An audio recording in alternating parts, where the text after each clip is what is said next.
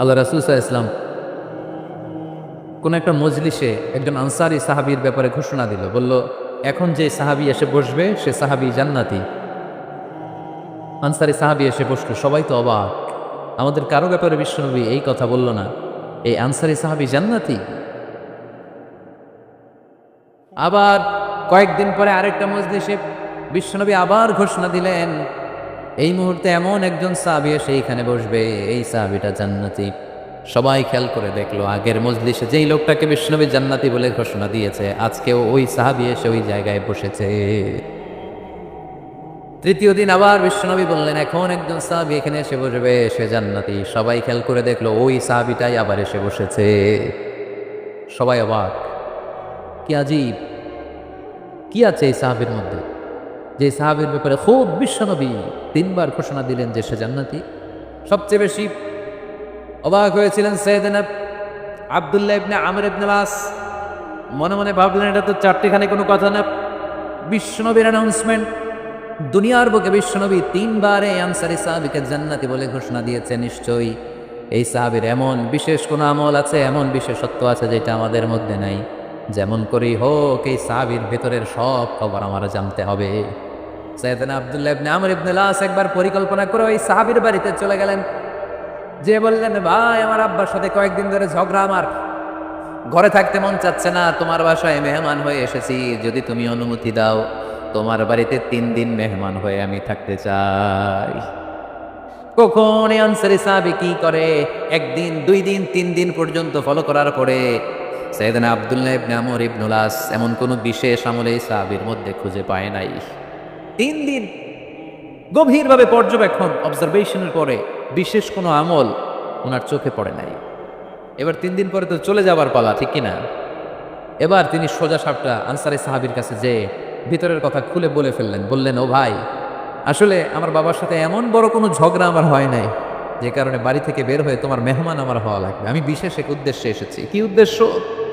আব্দুল্লাহ ইবনে আমর ইবনে আস এবার বলতে আরম্ভ করলেন, আমরা খেয়াল করেছি তিনটা মজলিসে বিষ্ণু ইসা ইসলাম তোমাকে জান্নাতি বলে ঘোষণা করেছে, তাই আমি জানার জন্য এসেছি তুমি এমন কি আমল করো যে কারণে বিশ্বনবী ঘোষণা দিলেন যে তুমি জান্নাতি। কি এমন বিশেষ আমল আছে তোমার, আমার একটু বলো, আমি ওই আমল করে জান্নাতি হতে চাই। আল্লাহু আকবার। এবার আনসারী সাহাবী মুখ খুললেন, উনি বললেন, ও ভাই আব্দুল্লাহ ইবনে আমর ইবনে আস, এমন কোনো বিশেষ আমল আমার নাই। হালাল পন্থায় রুজি করি, ব্যবসা করি, নামাজের সময় নামাজ করি, রাতে এসে ঘুমিয়ে যাই, ফজরের আগ দিয়ে উঠে তাহাজ্জুদ করি, সময় মতো জিকির আজকার করি, কোরআন তেলাওয়াত করি, কিছু দান সদকা করি। সবাই যা করে আমিও তাই করি, স্পেশাল কোনো আমল আমার জীবনে নাই। তবে আব্দুল্লাহ ইবনে আমর ইবনে আস, শুনে রাখো, একটা কাজ আমি প্রতি রাতে করি, হয়তো বা এই কারণেও বিশ্বনবী আমার ব্যাপারে এমন ঘোষণা দিতে পারে। আব্দুল্লাহ বললেন, ও আনসারী সাহাবী, কি কাজ তুমি করো? এবার আনসারী সাহাবী বলতে লাগলেন, প্রতি রাতে যখন আমি আমার বিছানায় ঘুমোতে যাই, আমি কারো ব্যাপারে কোনো রাগ, কোনো হিংসা, কোনো ক্ষোভ অন্তরে নিয়ে ঘুমাতে যাই না। ওই দিন যার সাথে যা হয়েছে সবাই রে মাফ করে দিয়ে মিটমাট করে একটা প্রশান্ত অন্তর নিয়ে আমি বিছানায় ঘুমাতে যাও।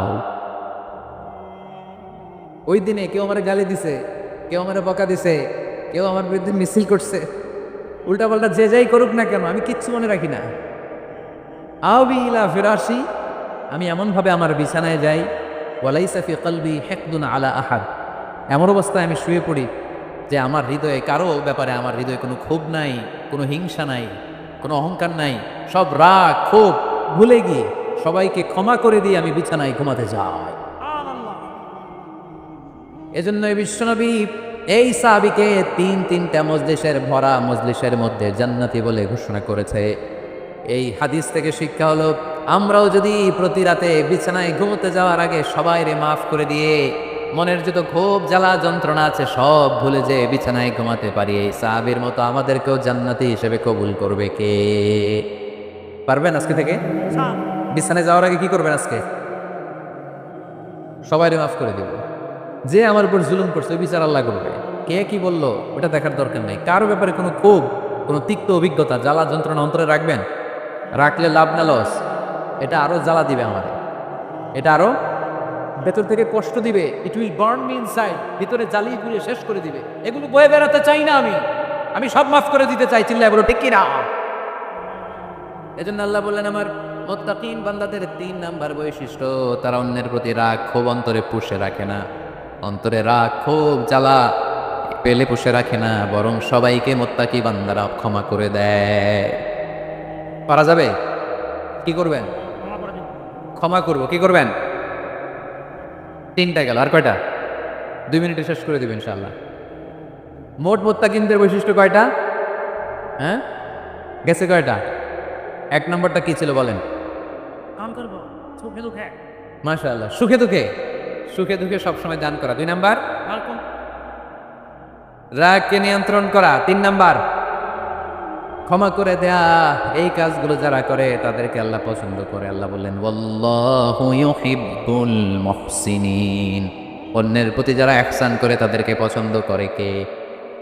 মুত্তাকিনদের 4 নাম্বার বৈশিষ্ট্য ওয়াল্লাযীনা ইযা ফাআলু ফাহিশাতান আও যালামু আনফুসাহুম যাকারুল্লাহা ফাস্তাগফিরু লিযুনুবিহিম ওয়া মান ইয়াগফিরুয যুনুবা ইল্লাল্লাহ। সুবহানাল্লাহ।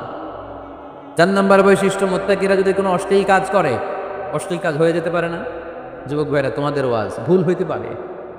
ভুল করে পরকীয়ায় জড়াই গেছো, বিবাহ বহির্ভূত সম্পর্কে জড়াই গেছো, খারাপ সম্পর্কে জড়াই গেছে, কেউ অশ্লীল কাজ করে ফেলছে, ব্লু ফিল্ম দেখে ফেলছে, নিজের উপর নিজে জুলুম করে ফেলছে, ক্ষমার দরজা মনে হয় বন্ধ। হ্যাঁ, খোলা আছে না নেই? আল্লাহ বললেন ওয়াল্লাযীনা ইযা ফাআলু ফাহিশাতান আও যালামু আনফুসাহুম, মুত্তাকিনরা যেহেতু মানুষ, ভুল তাদের হতেই পারে, ভুলের ঊর্ধ্বে কেউ না, ঠিক কি না? মুত্তাকিনরা যদি ভুল করে ফেলে, অন্যায় করে ফেলে, অশ্লীল কাজ করে ফেলে, স্মরণ হওয়া মাত্রই যাকারুল্লাহ, তারা আল্লাহর স্মরণ করে। They return back to their lord, তারা আল্লাহর দিকে ফিরে আসে, তারা পাপের জন্য অনুতপ্ত হয়। কারণ সবাই পাপী, কথা কয়। পাপ করেন না এরকম আল্লাহর ওলি কারা কারা দেখি? পিছনেও নাই। পৃথিবী না জানো আমি তো জানি, পৃথিবী না জানো আমি তো জানি, আমি কি পাপ করেছি হায়। সবার জানা আছে না? পাপ আছে না নাই? আমার পাপের করলে বিচার, বাচার আমার নাই উপায়, দয়াময় প্রভু মাফ করো আমায়, মাফ করো আমায়। পড়েন আমিন। তার মানে মুত্তাকিনদের 4 নাম্বার বৈশিষ্ট্য, মুত্তাকিরা যদি কোনো পাপ করে ফেলে, যাকারুল্লাহ, সাথে সাথে স্মরণ করে কারে? অনুতপ্ত হয়, ফাস্তাগফিরু লিযুনুবিহিম, তারা তাদের পাপের জন্য আল্লাহর কাছে ক্ষমা চায়। ভুল আমাদের হতে পারে, সবাই পাপী, পাপীর ঘরের পাপী, ঠিক কি না? আমি পাপী, আমার বাবা পাপী, আমার দাদা, আমার 14 গোষ্ঠী পাপী। কিন্তু পাপীদের মধ্যে বিশ্বনবী বলেন শ্রেষ্ঠ পাপী ওই পাপী যেই পাপী পাপ করার পরে তওবা করে কার কাছে? মুত্তাকিদের ভুল হতে পারে, যেহেতু মানুষ, যদি ভুল করে ফেলে তারা অনুতপ্ত হয়, আল্লাহর কাছে ক্ষমা চায়, কারণ তারা জানে, ওয়া মাইয়াগফিরুয যুনুবা ইল্লাল্লাহ। মুত্তাকিরা জানে আল্লাহ ছাড়া ক্ষমা করার কেউ নাই। আমাদেরকে মাফ করে কে? ক্ষমা করে কে? যদি ভুল হয়ে যায়, অন্যায় হয়ে যায়, পাপ হয়ে যায়, চোখের পানি ছেড়ে দিয়ে আল্লাহরে ডেকে বলেন, আল্লাহ আমি ছাড়া তোমার গোলামের অভাব নাই, আমি ছাড়া তোমার বান্দার অভাব নাই, আমি ছাড়া তোমার অনেক বান্দা, কিন্তু তুমি ছাড়া আমার কোনো রব নাই। আমি ছাড়া তোমার বান্দা বান্দির অভাব দুনিয়ার বুকে নাই, কিন্তু তুমি ছাড়া আমার দ্বিতীয় কোনো রব আছে নাকি? দুনিয়ার বুকে কারো কাছে যদি কোনো জিনিস নিয়ে যাই, ফিরিয়ে দিলে আরেকজনের কাছে যাওয়া যায় কি যায় না? কারো কাছে কিছু চাইলাম দিল না, অন্যের কাছে যে চাওয়া যায় কি যায় না? কিন্তু আল্লাহর কাছে যখন ক্ষমা চায়, আল্লাহ যদি আমাদেরকে ফিরিয়ে দেয়, অন্য কারো কাছে যে চাওয়ার সুযোগ আছে নাকি? কারণ আমাদের রব একজন, সেজদা দেয় একজন রে, চিল্লায় বলতে হবে তিনি কে? ومن يغفر الذنوب إلا الله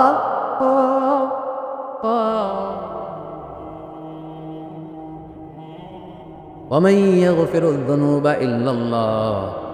আল্লাহ ছাড়া গুনাহ ক্ষমা করার দ্বিতীয় কোনো মাবুদ আমাদের আছে নাকি? ومن يغفر الذنوب إلا الله, তিনি ছাড়া কে করবে আমাদের গুনার ক্ষমা? তিনি ছাড়া পাপ মোচন করার পাপগুলো গুনাহগুলো ক্ষমা করে দেয়ার আর দ্বিতীয় কেউ। এজন্য আল্লাহ বললেন আমার মুত্তাকি বান্দারা যদি ভুল করে ফেলে, অন্যায় করে ফেলে, আমার কাছে ক্ষমা চায়, আমার কাছে ক্ষমা চাইতে দেরি, আমি আল্লাহর ক্ষমা করতে দেরি হয়। তাহলে পাপ হলে, ভুল করে অন্যায় করলে ক্ষমা চাবো কার কাছে? চারটা গুণের কথা বললাম, কয়টা? চারটা। 4 নাম্বার হচ্ছে যদি ভুল হয়ে যায়, যদি অন্যায় করে ফেলি, ক্ষমার দরজা খোলা, আমরা সে আল্লাহর কাছে চাইবো, আল্লাহর কাছে ক্ষমা মাংনা করবো, চিল্লায় বলেন ঠিক কিনা? এরপরে 5 নম্বরে আল্লাহ বললেন ওয়ালাম ইউসিররু আলা মা ফাআলু ওয়া হুম ইয়ালামুন, তারা জেনে শুনে ওই পাপ বারবার করবে না। সুবহানাল্লাহ পড়েন। ভুল একটা হয়ে গেছে, ক্ষমা চাইলাম, সকালে খাদ্যে ভেজাল দিছি, বিকালে মাফ চাইলাম, আল্লাহ ভুল করে ফেলছি, মাফ করে দাও। এরপরের দিন দোকানে যে আবার ভেজাল মিশাইলাম, আবার মাফ, এরপরের দিন আবার মাফ, আল্লাহ মাফ করবে? সকালবেলায় ওজনে কম দিলাম, বিকালে মাফ চাইলাম, আল্লাহ ভুল হয়ে গেছিল, ক্ষমা করে দাও। এরপরের দিন দোকানে যে আবার ওজনে কম দিলাম, আবার রাত্রিবেলা মাফ চাইলাম, তারপরের দিন আবার কম দিলাম, আবার মাফ চাইলাম। এরকম করলে মাফ করবে নাকি? ওয়ালাম ইউসিররু আলা মা ফাআলু ওয়া হুম ইয়ালামুন, জেনে বুঝে ওই পাপ কাজ আর করবে না। কালে ভদ্রে 2-1 বার ভুল অন্যায় পাপ হয়ে যেতে পারে, কিন্তু মুমিনরা কি ওটা কন্টিনিউ করে? মুত্তাকিনরা কি ওটা বারবার চালিয়ে যায়?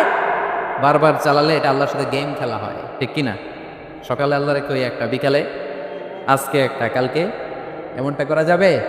এজন্য আল্লাহ বলেন আমার মুত্তাকি বান্দাদের 5 নম্বরে বৈশিষ্ট্য হলো ওয়ালাম ইউসিররু আলা মা ফাআলু ওয়া হুম ইয়ালামুন। ওয়ালাম ইউসিররু, তাফসীর ইবনে কাসীরে এর তাফসীর এসেছে ওয়ালাম ইস্তামিররু আলা মা ফাআলু ওয়া হুম ইয়ালামুন, জেনে বুঝে যে ভুল কাজ করে ফেলছে এটা বারবার করে না। এজন্য বারবার করা যাবে? মাফ চাওয়ার পরে ওই কাজ আর করব আমরা? এই 5টা কাজ যদি করি তাহলে মুত্তাকিদের কাতারে আমাদেরকে উঠাই দিবে কে? এজন্য আল্লাহ বললেন উলাইকা জাযাউহুম মাগফিরাতুম মির রাব্বিহিম ওয়া জান্নাতুন তাজরি মিন তাহতিহাল আনহারু খালিদিনা ফিহা ওয়া নি'মা আজরুল আমিলিন।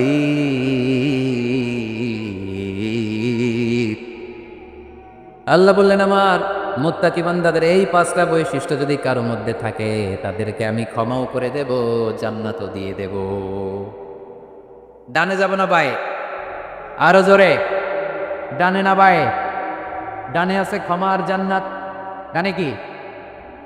বায়ে আছে আল্লাহর রাগ আর জাহান্নাম। তাই সিদ্ধান্ত আমরা নিয়েছি বাম দিকে আমরা যাব না, ডান দিকে যাব। ডান দিকে গেলে ক্ষমাও পাওয়া যাবে, জান্নাত পাওয়া যাবে, কিন্তু কাজ করতে হবে কয়টা? 1 নাম্বার সুখে দুঃখে দান করা, 2 নাম্বার রাগকে নিয়ন্ত্রণ করা, 3 নাম্বার মানুষকে ক্ষমা করা, 4 নাম্বার ভুল হলে আল্লাহর কাছে তওবা করা, 5 নাম্বার ওই পাপের কাজ বারবার না করা। ভুল একবার হতে পারে, 2 বার হতে পারে, বারবার ভুল মুত্তাকিরা করে না, ঠিক কি না? এই 5টা কাজ করলে মুত্তাকি বানাবে কে? মনে থাকবে? মনে থাকবে সবার? যেই কোনো অবস্থায় একটু দেয়ার অভ্যেস করা যাবে? রাগটার একটু নিয়ন্ত্রণ করা যায় না? করা যাবে? আর অন্যের ব্যাপারে কোনো ক্ষোভ, হিংসা, বিদ্বেষ নিয়ে আমরা রাতে ঘুমোতে যেতে চাই না, ভুলে গেলাম আমরা সব। পারবেন তো? ভুল হলে ক্ষমা চাবো কার কাছে? যেই কাজের জন্য ক্ষমা চাইলাম জীবনে কোনোদিন আর ওই কাজ করব না। তাহলে আমাদের সবাইকে কথাগুলো বুঝার, আমল করার তৌফিক দান করুক। এই উঠছে কে কে দেখি? লক্ষ্মীপুরের লোক তো অনেক দুষ্ট দেখলি। লক্ষ্মীপুরের লোক তো লক্ষ্মী হইতে হবে। এগুলো কি? প্রশ্নের জন্য আমার আলাদা দাওয়াত দিয়ে, এই প্রশ্নে আধা ঘন্টা লাগবে। যেটা বলছি এটা ফিনিশিং দেয় নাই তো এখনো, এই অর্ধেক ভুলে যাবে আপনার প্রশ্নের উত্তর শুনলে। মুত্তাকিদের বৈশিষ্ট্য কয়টা মনে থাকবে? ভাবিরে যে শোনাইতে পারবেন? পারাম পারাম মানে পারবো তো। এই 5টা বৈশিষ্ট্য যদি থাকে তাহলেই আমরা মুত্তাকি, তাহলেই আমাদের জন্য ক্ষমা রেডি রাখবে কে? জান্নাত রেডি রাখবে কে? প্রথম গুণ আমি বলেছিলাম দান করব আমরা সুখে দুঃখে, রাগকে নিয়ন্ত্রণ করব 2 নাম্বার, মানুষকে ক্ষমা করে দেব 4 নাম্বার, ভুল হতে পারে মাফ চাবো কার কাছে, কিন্তু ওই ভুল বারবার করব। মনে থাকবে সবার? আল্লাহ আমাদের সবাইকে কথাগুলো বুঝার ও আমল করার তৌফিক দান করুক, আমরা পড়ি আমিন। দীর্ঘক্ষণ আপনারা দাঁড়িয়ে বসে আজকের আলোচনা শুনে এই উঠতেছেন কেন? হ্যাঁ বসেন বসেন, আমি তো উঠি নাই। যারা আপনারা আজকের এই প্রোগ্রামটা সার্থক করলেন আমি শুকরিয়া জানাই। মিডিয়া কর্মী তোমরা যারা এসেছো তোমাদেরকে অন্তরের অন্তঃস্থল থেকে শুভেচ্ছা জানাই। মাহফিল কমিটি যারা অ্যারেঞ্জ করেছেন, আমাকে ইনভাইট করেছেন, শুকরিয়া জানাই। পর্দার অন্তরালে আমার মা বোনেরা যারা আজকে আমাদেরকে শুনলেন, আপনারাও একটু রাগ টাগ কমাবেন। এই ওয়াজ শুধু ভাইদের জন্য না, আমাদের বোনরাও মাঝে মাঝে রাগ করে ফেলে, ঠিক কিনা? বোনরা রাগ করলে বিপদ, রোজা রাখা লাগবে, রান্নাবান্না করবে না। তো এই জন্য আপনারাও এই 5টা আমল শুধু পুরুষদের জন্য না, নারীদের জন্য। তো এই জন্য আমরা সবাই জন্য এগুলোর উপর আমল করি, একটা সুখী সমৃদ্ধ বাংলাদেশ গড়ি। স্থানীয় প্রশাসনের বাইরে যারা আছেন আজকের প্রোগ্রামের ব্যাপারে সহযোগিতা করেছেন, শুকরিয়া। জনপ্রতিনিধি যারা আছেন তাদেরকে শুকরিয়া। আপনারা সবাই ভালো থাকেন, সুস্থ থাকেন, সুন্দর থাকেন। আল্লাহ রাসূল সাল্লাল্লাহু আলাইহি ইসলামের চেয়ে শ্রেষ্ঠ মানুষ পৃথিবীতে হতে পারে? The most amazing personality in the world, গোটা বিশ্বের সবচাইতে অসাধারণ ব্যক্তিত্ব। তিনি মানুষ ছিলেন, কিন্তু সাধারণ মানুষ নন, অসাধারণ মানুষ। তিনি মানব, যেন তেন মানব নন, তিনি মহামানব। এজন্য তার প্রশংসা শুধু আমরাই করি না, গোটা বিশ্বের সবাই করে, ঠিক কিনা? বিষ্ণু ঈসা ইসলামকে লোকজন সুপারম্যান বলতে বাধ্য হয়েছে, মানে এমন লোক যে মাটি ধরলে এটা সোনা হয়ে যায়। পরশ পাথর ছিল তার হাতে, সুবহানাল্লাহ পড়েন। সে কোন বন্ধু বলো বেশি বিশ্বস্ত, সে কোন বন্ধু বলো বড় বিশ্বস্ত, কার কাছে মন খুলে দেয়া যায়, কার কাছে প্রাণ খুলে দেয়া যায়, পাওয়া যায় অতি আশ্বস্ত, তার নাম আহমদ বড় বিশ্বস্ত। সুবহানাল্লাহ পড়েন। সেদিনা ঈসা আলাইহিস সালামকে আল্লাহ পৃথিবীতে পাঠিয়েছেন শুধু এই অ্যানাউন্সমেন্টটা দেওয়ার জন্য যে ইয়াতি মিন বাদি ইসমুহু আহমদ, আমার পরে একজন নবী আসবে যার নাম হবে আহমদ, আহমদ বড় বিশ্বস্ত। এজন্য রাসূল সাল্লাল্লাহু আলাইহি ইসলামকে আমরা নবী হিসেবে পেয়ে খুশি না বেজার? ইসলামকে ধর্ম হিসেবে পেয়ে খুশি না বেজার? কিন্তু অনেকেই আমরা যে মুসলমান এটা নিয়ে খুশি না। তারা সাহসিকতার সাথে ঘোষণা দিতে পারে না যে ইন্নী মিনাল মুসলিমিন। কিন্তু আমাদের ইসলাম নিয়ে গর্ব করা উচিত, কারণ এই ধর্মকে পাঠিয়েছে কে? এটা মন মস্তিষ্ক প্রসূত কোনো ধর্ম নয়, ঠিক কিনা? এটা কি আমাদের বাপদাদার কথা অনুযায়ী চলে? ইসলাম কি নেতার কথা অনুযায়ী চলে? মসজিদের ইমামের কথা অনুযায়ী চলে? ইসলামের বিধানগুলো সরাসরি নাজিল করেছে কে? সাইয়েদনা ওমর ফারুক বলতেন, নাহনু কওমুন আ'আজ্জানাল্লাহু বিল ইসলাম, আমরা তো এমন জাতি যে জাতিকে আল্লাহ তাআলা ইসলামের দ্বারা সম্মানিত করেছে। আমাদের সম্মান ইসলামে। আমাদের সম্মান কোথায়? ফাইন ইবতাগাইনাল ইজ্জাতা বিগাইরিহি আযাল্লানাল্লাহ, ইসলাম রেখে দিয়ে অন্য কোথাও যদি আমরা সম্মান তালাশ করি তাহলে আমাদেরকে অপমানিত করে ছাড়বে কে? এজন্য আমরা যে মুসলমান এটা বুক ফুলিয়ে বলা যাবে তো? পৃথিবীর সব নবীরা মুসলমান ছিলেন। আল্লাহর দেয়া ধর্মের নাম হচ্ছে ইসলাম, এবং এই ইসলামের বিজয় অবশ্যম্ভাবী। পড়েন সুবহানাল্লাহ। যার প্রমাণ আমরা পত্রপত্রিকা খুললে, ইন্টারনেট ব্রাউজ করলে, BBC news, Al Jazeera news, CNN cable news নেটওয়ার্কের নিউজ পড়লে আমরা জানতে পারি যে গোটা বিশ্বের বিভিন্ন ধর্মাবলম্বী লোকেরা নিজেদের ধর্ম রেখে দিয়ে তারা কালিমা পড়ে মুসলমান হয়ে যাচ্ছে। খুশি লাগে আপনাদের? আপনারা কি জানেন যে আমরা ইবাদত করি মসজিদে, খ্রিস্টানরা ইবাদত করে কোথায়? গির্জায়, তাই না? গির্জাকে ইংরেজিতে কি বলে জানেন? চার্চ বলে। তো ইউরোপে এবং আমেরিকাতে যে গির্জাগুলো আছে, এই গির্জাগুলো তারা বিক্রি করতে শুরু করে দিয়েছে। এর কারণ খ্রিস্টানরা তাদের গির্জাগুলোতে ইবাদত করতে যায় না।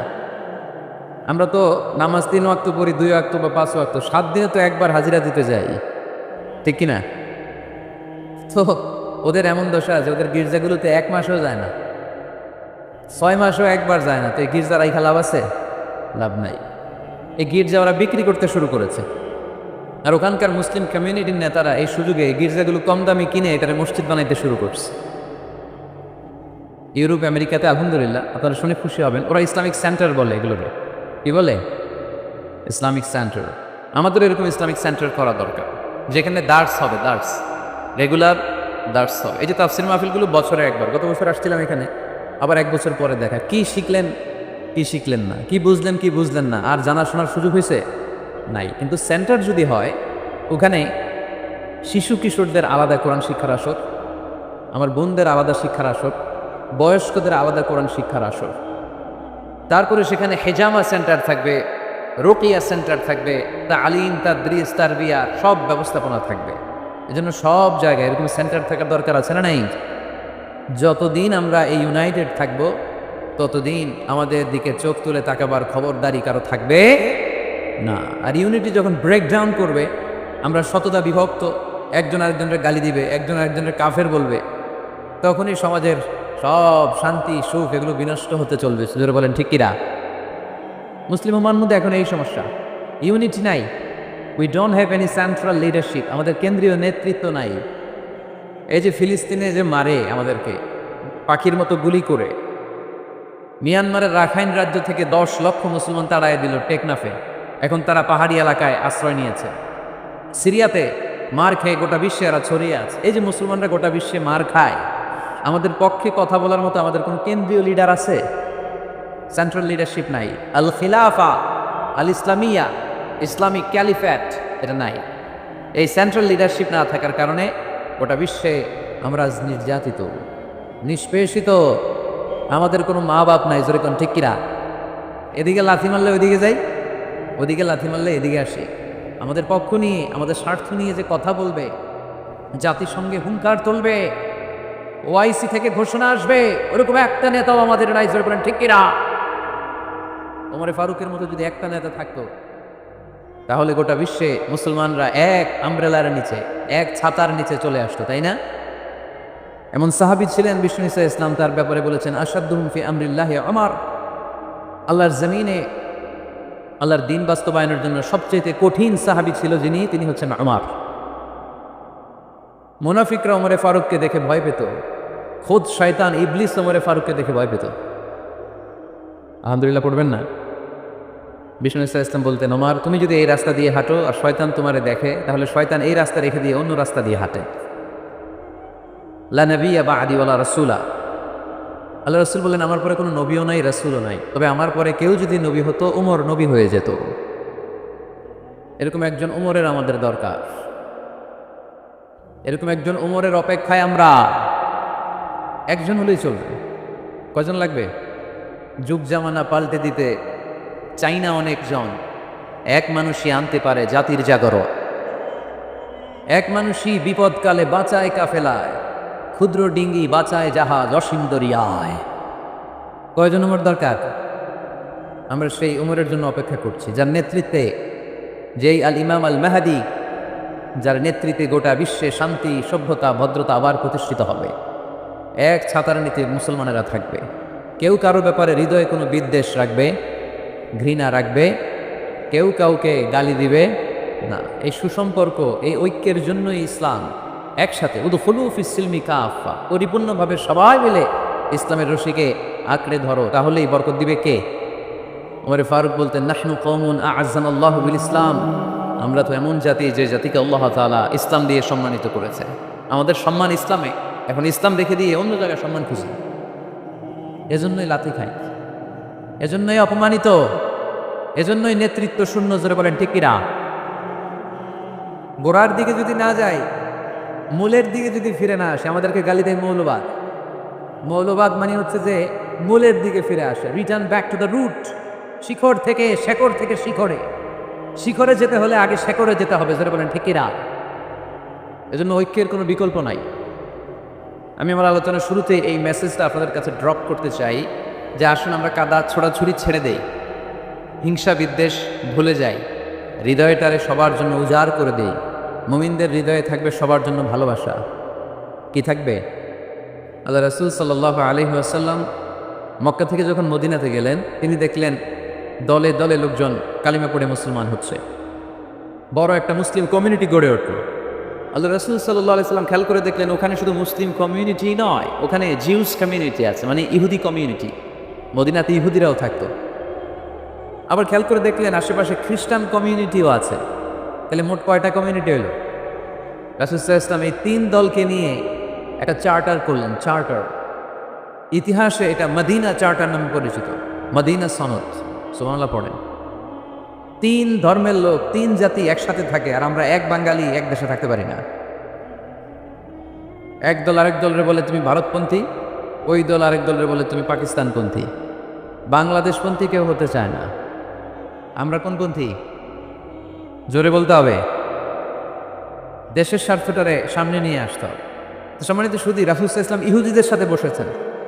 মদিনা চার্টারে যদি 3 ধর্মের লোক থাকে, মানে Muslim community, Jews community and the Christian community যদি থাকে, তার মানে এই মদিনা সনদের মধ্যে স্বাক্ষর করেছিল 3 কমিউনিটির নেতারা। ইহুদিরাও ছিল, খ্রিস্টানরাও ছিল। তো আল্লাহ রাসূল সাল্লাল্লাহু আলাইহি ওয়াসাল্লাম ইহুদিদের সাথে বসেছেন, চুক্তি করেছেন 10 বছরের লম্বা সময়ের। খ্রিস্টানদের সাথে চুক্তি করেছেন। রাসূল সাল্লাল্লাহু আলাইহি ওয়াসাল্লাম খ্রিস্টানের সাথে বসতে পারে, ইহুদির সাথে বসে সনদ তৈরি করতে পারে, মদিনার সনদ। কিন্তু আমরা মুসলমানের সাথে বসতে পারি, একজন আরেকজনের ছায়া দেখতে পারে না। হিংসা, বিদ্বেষ, জেলাসি, অহংকার, ঠিক কি না? লা ইয়াদখুলুল জান্নাতা মান কানা ফি কলবিহি হাববাতু খারদাল মিনাল কিবর। যার অন্তরে যাররা পরিমাণ অহংকার থাকে, সে কোশ্চিনকালেও আল্লাহর জান্নাতে প্রবেশ করতে পারবে না। আমরা যেন এই অহংকার থেকে মুক্ত হতে পারি, আমরা যেন ব্রড মাইন্ডেড হতে পারি, আমরা যেন ভিন্ন মতের লোকদেরকে রেসপেক্ট করতে পারি, ভিন্ন মতকেও যেন আমরা সহ্য করতে পারি। আমাদের দেশে এত কাদা ছোড়াছুড়ি, এত মারামারি কেন জানেন? আমরা ভিন্ন মতকে দমন করতে চাই, ভিন্ন মতকে আমরা স্পেস দিতে চাই না, ফলেই এত ঠেলাঠেলি। এজন্য মতামত বিভিন্ন থাকবে। This is the beauty of Islam, unity in diversity. Unity in diversity, ঐক্য হবে, বৈচিত্র্যের মাঝে আমাদেরকে ঐক্য খুঁজতে হবে। এক একজন এক এক চেহারা। এই তুমি কালা হইলা কেন, তুমি খাটো হইলা কেন, তুমি লম্বু কেন, এরকম বললে চলবে? এই মেয়ে তুমি বিএনপি করো কেন, তুমি জামাত ইসলাম করো কেন, সব আমলিগ হয়ে যাও, বলা যাবে? তুমি এই পেশাবের মুরিদ কেন, আমি যে পেশাবের মুরিদ হয়েছি ওইখানে আসো না কেন, বলা যাবে? না। Unity in diversity. রাসূল সাল্লাল্লাহু আলাইহি ওয়াসাল্লাম ইহুদিদেরকে স্পেস দিয়েছেন, খ্রিস্টানদেরকে স্পেস দিয়েছেন। মনে রাখতে হবে, ঐক্য প্রক্রিয়ার নাম হচ্ছে, এটা এমন একটা প্রক্রিয়া যেখানে সবাই একই চিন্তা চেতনা পোষণ করবে এমনটা নয়, বরং এক একজনের এক এক চিন্তা, কিন্তু মৌলিক বিষয়ে সবাই এক। ইউনিটি ইন ডাইভার্সিটি, বৈচিত্র্যের মাঝে আমাদেরকে ঐক্য খুঁজতে হবে। প্রিয় ভাইরা, কথা বুঝতে পেরেছেন? আপনারা কি ঐক্যের পক্ষে না বিপক্ষে? আমরা যেন ঐক্যবদ্ধ হতে পারি, আল্লাহ তুমি তৌফিক দান করো। আমরা যেন হিংসা বিদ্বেষ ভুলে যে ইসলামের কল্যাণে কাজ করতে পারি, তুমি তৌফিক দান করো। আরো জোরে পড়ি আমিন। লক্ষ্মীপুর দৌলত খাঁ বাড়ির যুব সমাজের উদ্যোগে আজকের 2 দিন ব্যাপী মুসনাদে আহমদ ইবনে হাম্বলের হাদিস, চমৎকার একটা ঘটনা। কানগুলো খরগোশের কানের মতো খাড়ায় করে শুনেন। আল্লাহ রাসূল সাল্লাল্লাহু আলাইহি ওয়াসাল্লাম কোন একটা মজলিসে একজন আনসারী সাহাবীর ব্যাপারে ঘোষণা দিল, বলল, এখন যে সাহাবী এসে বসবে সে সাহাবী জান্নাতি। আনসারী সাহাবী এসে বসলো, সবাই তো অবাক, আমাদের কারো ব্যাপারে বিশ্বনবী এই কথা বলল না, এই আনসারী সাহাবী জান্নাতি। আবার কয়েকদিন পরে আরেকটা মজলিসে বিশ্বনবী আবার ঘোষণা দিলেন, এই মুহূর্তে এমন একজন সাহাবী সেইখানে বসবে, এই সাহাবীটা জান্নাতি। সবাই খেয়াল করে দেখলো, আগের মজলিসে যেই লোকটাকে বিশ্বনবী জান্নাতি বলে ঘোষণা দিয়েছে, আজকেও ওই সাহাবী এসে ওই জায়গায় বসেছে। তৃতীয় দিন আবার বিশ্বনবী বললেন, এখন একজন সাহাবী এখানে এসে বসবে, সে জান্নাতি। সবাই খেয়াল করে দেখলো, ওই সাহাবীটাই আবার এসে বসেছে। সবাই অবাক, কি আজীব, কি আছে এই সাহাবীর মধ্যে, যে সাহাবীর ব্যাপারে খুব বিশ্বনবী 3 বার ঘোষণা দিলেন যে সে জান্নাতি। সবচেয়ে বেশি অবাক হয়েছিলেন সাইয়েদনা আব্দুল্লাহ ইবনে আমর ইবনে আস। মনে মনে ভাবলেন, এটা তো চারটিখানি কোনো কথা না, বিশ্বনবীর অ্যানাউন্সমেন্ট। দুনিয়ার বুকে বিশ্বনবী 3 বার এই আনসারী সাহাবীকে জান্নাতি বলে ঘোষণা দিয়েছে, নিশ্চয়ই এই সাহাবীর এমন বিশেষ কোনো আমল আছে, এমন বিশেষত্ব আছে যেটা আমাদের মধ্যে নাই। যেমন করেই হোক এই সাহাবীর ভেতরের সব খবর আমার জানতে হবে। সাইয়েদনা আব্দুল্লাহ ইবনে আমর ইবনে আস একবার পরিকল্পনা করে ওই সাহাবীর বাড়িতে চলে গেলেন, যে বললেন, ভাই আমার আব্বার সাথে কয়েকদিন ধরে ঝগড়া, আমার ঘরে থাকতে মন চাচ্ছে না, তোমার বাসায় মেহমান হয়ে এসেছি, যদি তুমি অনুমতি দাও তোমার বাড়িতে 3 দিন মেহমান হয়ে আমি থাকতে চাই। কখন এই আনসারী সাহাবী কি করে, 1 দিন 2 দিন 3 দিন পর্যন্ত ফলো করার পরে সাইয়েদনা আব্দুল্লাহ ইবনে আমর ইবনে আস এমন কোনো বিশেষ আমল এই সাহাবীর মধ্যে খুঁজে পায় নাই। 3 দিন গভীরভাবে পর্যবেক্ষণ, অবজারভেশনের পরে বিশেষ কোনো আমল ওনার চোখে পড়ে নাই। এবার 3 দিন পরে তো চলে যাবার পালা, ঠিক কিনা? এবার তিনি সোজা সাপটা আনসারী সাহাবীর কাছে যে ভিতরের কথা খুলে বলে ফেললেন। বললেন, ও ভাই, আসলে আমার বাবার সাথে এমন বড় কোনো ঝগড়া আমার হয় নাই, যে কারণে বাড়ি থেকে বের হয়ে তোমার মেহমান আমার হওয়া লাগবে। আমি বিশেষ এক উদ্দেশ্যে এসেছি। কি উদ্দেশ্য? আব্দুল্লাহ ইবনে আমর ইবনে আল আস এবার বলতে আরম্ভ করলেন, আমরা খেয়াল করেছি তিনটা মজলিসে বিষ্ণু ইসা ইসলাম তোমাকে জান্নাতি বলে ঘোষণা করেছে। তাই আমি জানার জন্য এসেছি তুমি এমন কি আমল করো যে কারণে বিশ্বনবী ঘোষণা দিলেন যে তুমি জান্নাতি। কি এমন বিশেষ আমল আছে তোমার, আমার একটু বলো, আমি ওই আমল করে জান্নাতি হতে চাই। আল্লাহু আকবার। এবার আনসারী সাহাবী মুখ খুললেন। উনি বললেন, ও ভাই আব্দুল্লাহ ইবনে আমর ইবনে আল আস, এমন কোনো বিশেষ আমল আমার নাই। হালাল পন্থায় রুজি করি, ব্যবসা করি, নামাজের সময় নামাজ করি, রাতে এসে ঘুমিয়ে যাই, ফজরের আগ দিয়ে উঠে তাহাজ্জুদ করি, সময় মতো জিকির আজকার করি, কোরআন তেলাওয়াত করি, কিছু দান সদকা করি। সবাই যা করে আমিও তাই করি। স্পেশাল কোনো আমল আমার জীবনে নাই। তবে আব্দুল্লাহ ইবনে আমর ইবনে আল আস, শুনে রাখো, একটা কাজ আমি প্রতি রাতে করি, হয়তো বা এই কারণেও বিশ্বনবী আমার ব্যাপারে এমন ঘোষণা দিতে পারে। আব্দুল্লাহ বললেন, ও আনসারী সাহাবী, কি কাজ তুমি করো? এবার আনসারী সাহাবী বলতে লাগলেন, প্রতি রাতে যখন আমি আমার বিছানায় ঘুমোতে যাই, আমি কারো ব্যাপারে কোনো রাগ, কোনো হিংসা, কোনো ক্ষোভ অন্তরে নিয়ে ঘুমাতে যাই না। ওই দিন যার সাথে যা হয়েছে সবাই রে মাফ করে দিয়ে মিটমাট করে একটা প্রশান্ত অন্তর নিয়ে আমি বিছানায় ঘুমাতে যাও। ওই দিনে কেউ আমার গালি দিছে, কেউ আমার বকা দিছে, কেউ আমার বিরুদ্ধে মিছিল করছে, উল্টাপাল্টা যে যাই করুক না কেন, আমি কিচ্ছু মনে রাখি না। আবি ইলা ফিরাশি, আমি এমনভাবে আমার বিছানায় যাই, ওয়ালাইসা ফি কলবি হিকদুন আলা আহাদ, এমন অবস্থায় আমি শুয়ে পড়ি যে আমার হৃদয়ে কারো ব্যাপারে, আমার হৃদয়ে কোনো ক্ষোভ নাই, কোনো হিংসা নাই, কোনো অহংকার নাই, সব রাগ ক্ষোভ ভুলে গিয়ে সবাইকে ক্ষমা করে দিয়ে আমি বিছানায় ঘুমাতে যাই। এজন্য বিশ্বনবী এই সাহাবীকে তিনটা মজলিসের মধ্যে জান্নাতি বলে ঘোষণা করেছে। এই হাদিস থেকে শিক্ষা হলো, আমরাও যদি প্রতি রাতে বিছানায় ঘুমোতে যাওয়ার আগে সবাই রে মাফ করে দিয়ে মনের যত ক্ষোভ জ্বালা যন্ত্রণা আছে সব ভুলে যে বিছানায় ঘুমাতে পারি, এই সাহাবীর মতো আমাদেরকেও জান্নাতি হিসেবে কবুল করবে কে? পারবেন আজকে থেকে বিছানায় যাওয়ার আগে কি করবেন? আজকে সবাই রে মাফ করে দেবে। যে আমার উপর জুলুম করছে ওই বিচার আল্লাহ করবে। কে কি বললো ওটা দেখার দরকার নেই। কারো ব্যাপারে কোনো ক্ষোভ, কোনো তিক্ত অভিজ্ঞতা, জ্বালা যন্ত্রণা অন্তরে রাখবেন? রাখলে লাভ না লস। এটা আরো জ্বালা দিবে আমাদের, এটা আরো ভেতর থেকে কষ্ট দিবে। It will burn me inside, ভিতরে জ্বালিয়ে পুড়িয়ে শেষ করে দিবে। এগুলো বয়ে বেড়াতে চাই না আমি সব মাফ করে দিতে চাই। চিল্লায় বলো ঠিক কি না? এজন্য আল্লাহ বললেন, আমার মুত্তাকিন বান্দাদের 3 নাম্বার বৈশিষ্ট্য, তারা অন্যের প্রতি রাগ ক্ষোভ অন্তরে পুষে রাখে না। অন্তরে রাগ ক্ষোভ জ্বালা পেলে পুষে রাখে না, বরং সবাইকে মুত্তাকি বান্দারা ক্ষমা করে দেয়। পারা যাবে? কি করবেন? ক্ষমা করব। কি করবেন? 3টা গেল, আর কয়টা? 2 মিনিটে শেষ করে দিবেন ইনশাআল্লাহ। মোট মুত্তাকিনদের বৈশিষ্ট্য কয়টা? হ্যাঁ, গেছে কয়টা? 1 নম্বরটা কি ছিল বলেন? মাশাআল্লাহ, সুখে দুঃখে সবসময় দান করা। 2 নাম্বার, রাগকে নিয়ন্ত্রণ করা। 3 নাম্বার, ক্ষমা করে দেয়া। এই কাজগুলো যারা করে তাদেরকে আল্লাহ পছন্দ করে। আল্লাহ বললেন, ওয়াল্লাহু ইউহিব্বুল মুহসিনিন, অন্যের প্রতি যারা ইহসান করে তাদেরকে পছন্দ করে কে? মুত্তাকিনদের 4 নাম্বার বৈশিষ্ট্য, ওয়াল্লাযীনা ইযা ফাআলু ফাহিশাতান আও যালামু আনফুসাহুম যাকারুল্লাহা ফাস্তাগফিরু লিযুনুবিহিম ومن يغفر الذنوب إلا الله সুবহানাল্লাহ। 4 নাম্বার বৈশিষ্ট্য, মুত্তাকিরা যদি কোনো অশ্লীল কাজ করে, অশ্লীল কাজ হয়ে যেতে পারে না? যুবক ভাইরা, তোমাদের ওয়াজ, ভুল হইতে পারে। ভুল করে পরকীয়ায় জড়ায় গেছো, বিবাহ বহির্ভূত সম্পর্কে জড়ায় গেছো, খারাপ সম্পর্কে জড়ায় গেছে, কেউ অশ্লীল কাজ করে ফেলছে, ব্লু ফিল্ম দেখে ফেলছে, নিজের উপর নিজে জুলুম করে ফেলছে, ক্ষমার দরজা মনে হয় বন্ধ। হ্যাঁ, খোলা আসরা নেই। আল্লাহ বললেন, ওয়াল্লাযীনা ইযা ফাআলু ফাহিশাতান আও যালামু আনফুসাহুম, মুত্তাকিনরা যেহেতু মানুষ, ভুল তাদের হতেই পারে, ভুলের ঊর্ধ্বে কেউ না, ঠিক কি না? মুত্তাকিনরা যদি ভুল করে ফেলে, অন্যায় করে ফেলে, অশ্লীল কাজ করে ফেলে, স্মরণ হওয়া মাত্রই যাকারুল্লাহ, তারা আল্লাহর স্মরণ করে। They return back to their lord, তারা আল্লাহর দিকে ফিরে আসে। তারা পাপের জন্য অনুতপ্ত হয়, কারণ সবাই পাপী।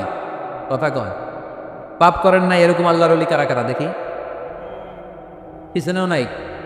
পৃথিবী না জানো আমি তো জানি, পৃথিবী না জানো আমি তো জানি, আমি কি পাপ করেছি হায়।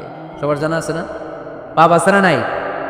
আমার পাপের করলে বিচার, বাচার আমার নাই উপায়, দয়াময় প্রভু মাফ করো আমায়, মাফ করো আমায়। পড়েন আমিন। তার মানে মুত্তাকিনদের 4 নম্বর বৈশিষ্ট্য, মুত্তাকিরা যদি কোনো পাপ করে ফেলে যাকারুল্লাহ, সাথে সাথে স্মরণ করে কারে, অনুতপ্ত হয়, ফাস্তাগফারু লিযুনুবিহিম, তারা তাদের পাপের জন্য আল্লাহর কাছে ক্ষমা চায়। ভুল আমাদের হতে পারে, সবাই পাপী, পাপীর ঘরের পাপী, ঠিক কিনা? আমি পাপী, আমার বাবা পাপী, আমার দাদা, আমার 14 গোষ্ঠী পাপী। কিন্তু পাপীদের মধ্যে বিষ্ণু বলেন শ্রেষ্ঠ পাপী ওই পাপী যেই পাপী পাপ করার পরে তওবা করে কার কাছে? মুত্তাকিদের ভুল হতে পারে, যেহেতু মানুষ যদি ভুল করে ফেলে তারা অনুতপ্ত হয়, আল্লাহর কাছে ক্ষমা চায়, কারণ তারা জানে ওয়ামাইয়াগফিরুয-যুনুবা ইল্লাল্লাহ। মুত্তাকিরা জানে আল্লাহ ছাড়া ক্ষমা করার কেউ নাই। আমাদেরকে মাফ করে কে? ক্ষমা করে কে? যদি ভুল হয়ে যায়, অন্যায় হয়ে যায়, পাপ হয়ে যায়, চোখের পানি ছেড়ে দিয়ে আল্লাহরে ডেকে বলেন, আল্লাহ আমি ছাড়া তোমার গোলামের অভাব নাই, আমি ছাড়া তোমার বান্দার অভাব নাই, আমি ছাড়া তোমার অনেক বান্দা, কিন্তু তুমি ছাড়া আমার কোনো রব না। আমি ছাড়া তোমার বান্দা বান্দির অভাব দুনিয়ার বুকে নাই, কিন্তু তুমি ছাড়া আমার দ্বিতীয় কোনো রব আছে নাকি? দুনিয়ার বুকে কারো কাছে যদি কোনো জিনিস নিয়ে যাই, ফিরিয়ে দিলে আরেকজনের কাছে যাওয়া যায় কি যায় না? কারো কাছে কিছু চাইলাম দিল না, অন্যের কাছে যে চাওয়া যায় কি যায় না? কিন্তু আল্লাহর কাছে যখন ক্ষমা চাই, আল্লাহ যদি আমাদেরকে ফিরিয়ে দেয়, অন্য কারো কাছে যে চাওয়ার সুযোগ আছে নাকি? কারণ আমাদের রব একজন, সেজদা দেয় একজন রে, চিল্লায় বলতে হবে তিনি কে? আমাইয়াগফিরুয-যুনুবা ইল্লাল্লাহ,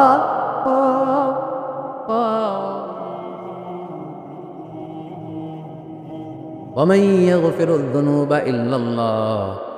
আল্লাহ ছাড়া গুনাহ ক্ষমা করার দ্বিতীয় কোনো মাবুদ আমাদের আছে নাকি? ওয়ামাইয়াগফিরুয-যুনুবা ইল্লাল্লাহ, তিনি ছাড়া কে করবে আমাদের গুনার ক্ষমা? তিনি ছাড়া পাপ মোচন করার, পাপগুলো গুনাহগুলো ক্ষমা করে দেওয়ার আর দ্বিতীয় কেউ। এজন্য আল্লাহ বলেন, আমার মুত্তাকি বান্দারা যদি ভুল করে ফেলে, অন্যায় করে ফেলে, আমার কাছে ক্ষমা চায়, আমার কাছে ক্ষমা চাইতে দেরি, আমি আল্লাহর ক্ষমা করতে দেরি হয়, তাহলে পাপ হলে, ভুল করে অন্যায় করলে ক্ষমা চাবো কার কাছে? 4টা গুণের কথা বললাম, কয়টা? 4টা। 4 নাম্বার হচ্ছে যদি ভুল হয়ে যায়, যদি অন্যায় করে ফেলি, ক্ষমার দরজা খোলা, আমরা সে আল্লাহর কাছে চাইবো, আল্লাহর কাছে ক্ষমা মান্না করবো, চিল্লায় বলেন ঠিক কিনা? এরপরে 5 নম্বরে আল্লাহ বললেন, ওয়ালাম ইউসিররু আলা মা ফাআলু ওয়া হুম ইয়ালামুন, তারা জেনে শুনে ওই পাপ বারবার করবে না। সুবহানাল্লাহ পড়েন। ভুল একটা হয়ে গেছে, ক্ষমা চাইলাম, সকালে খাদ্যে ভেজাল দিছি, বিকালে মাফ চাইলাম, আল্লাহ ভুল করে ফেলছি, মাফ করে দাও। এরপরের দিন দোকানে যে আবার ভেজাল মিশাইলাম, আবার মাফ, এরপরের দিন আবার মাফ, আল্লাহ মাফ করবে? সকালবেলায় ওজনে কম দিলাম, বিকালে মাফ চাইলাম, আল্লাহ ভুল হয়ে গেছিল, ক্ষমা করে দাও। এরপরের দিন দোকানে যে আবার ওজনে কম দিলাম, আবার রাত্রিবেলা মাফ চাইলাম, তারপরের দিন আবার কম দিলাম, আবার মাফ চাইলাম। এরকম করলে মাফ করবে নাকি? ওয়ালাম ইউসিররু আলা মা ফাআলু ওয়া হুম ইয়ালামুন, জেনে বুঝে ওই পাপ কাজ আর করবে না। কালে ভদ্রে 2-1 বার ভুল অন্যায় পাপ হয়ে যেতে পারে, কিন্তু মুমিনরা কি ওটা কন্টিনিউ করে? মুত্তাকিনরা কি ওটা বারবার চালিয়ে যায়? বারবার চালালে এটা আল্লাহর সাথে গেম খেলা হয়, ঠিক কিনা? সকালে আল্লাহর ওই একটা, বিকালে আজকে একটা, কালকে এমনটা করা যাবে? এজন্য আল্লাহ বলেন, আমার মুত্তাকি বান্দাদের 5 নম্বরে বৈশিষ্ট্য হলো ওয়ালাম ইউসিররু আলা মা ফাআলু ওয়া হুম ইয়ালামুন। ওয়ালাম ইউসিররু, তাফসীর ইবনে কাসীরে এর তাফসীর এসেছে ওয়ালাম ইয়াস্তামিররু আলা মা ফাআলু ওয়া হুম ইয়ালামুন, জেনে বুঝে যেই ভুল কাজ করে ফেলছে এটা বারবার করে না। এজন্য বারবার করা যাবে? মাফ চাওয়ার পরে ওই কাজ আর করব আমরা? এই 5টা কাজ যদি করি তাহলে মুত্তাকিদের কাতারে আমাদেরকে উঠাই দিবে কে? এজন্য আল্লাহ বললেন, উলাইকা জাযাউহুম মাগফিরাতুম মির রাব্বিহিম ওয়া জান্নাতুন তাজরি মিন তাহতিহাল আনহারু খালিদিনা ফিহা ওয়া নি'মা আজরুল আমিলিন।